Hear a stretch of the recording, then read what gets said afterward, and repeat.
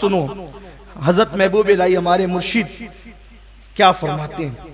فرماتے ہیں کہ غوث پاک کا ایک مرید غوث پاک کی خانقاہ میں داخل ہوا تو کیا دیکھا کہ دروازے پر ایک آدمی گرا پڑا ہوا ہے, زمین پہ خاک میں پڑا ہوا ہے, اس کے ہاتھ پیر کام نہیں کرتے, وہ روتا ہے, کہتا ہے کہ معاف کر دو معاف کر دو معاف کر دو. کون کہہ رہا ہے؟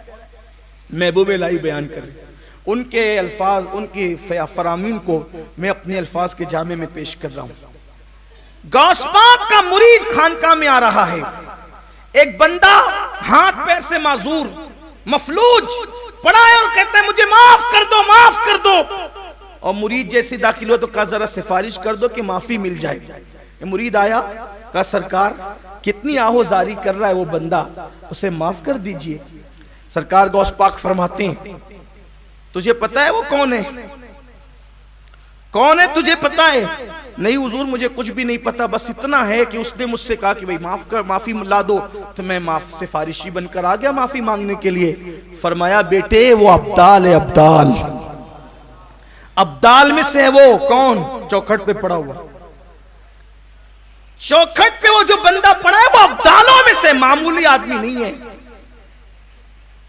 احادیث جن کی فضیلت بیان کر رہی ہیں, فرماتے ہیں میرے مرشد غوث پاک وہ ابدالوں میں سے. کہ حضور اس کا یہ حال کیسے ہو گیا؟ فرمایا یہ اور اس کے ساتھ دو لوگ اور تھے, وہ بھی دونوں ابدال تھے.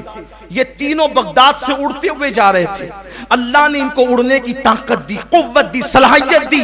یہ بغداد سے اڑتے ہوئے جا رہے تھے, جیسی میری خانقاہ آئی اس کا ایک دوست دائیں ہٹ گیا کہ شیخ عبد القادر جیلانی کی خانقاہ آ گئی, اس کا دوسرا دوست بائیں ہٹ گیا کہ شیخ عبد القادر جیلانی کی خانقاہ آ گئی. لیکن یہ نہیں ہٹا کہ وہ بھی ولی میں بھی ولی, تو میں ان کی چھت پر سے جاؤں گا. جیسے میری خانقاہ کی چھت پہ آیا, قدرت نے اس کو اٹھا کر کے یہاں میری چوکھٹ پہ گرا دیا کہ عبد القادر کی چھت کا جو احترام نہ کرے اس کا انجام یہی ہوتا ہے. مجھے بتاؤ اگر ابدال ان کی چھت پہ سے جائے تو گرا کر کے دروازے پہ ڈال دیا جاتا ہے, جب ان کی چھت کی تعظیم کا یہ عالم ہے تو ان کی ذات والا صفات کی تعظیم کا عالم کیا ہوگا.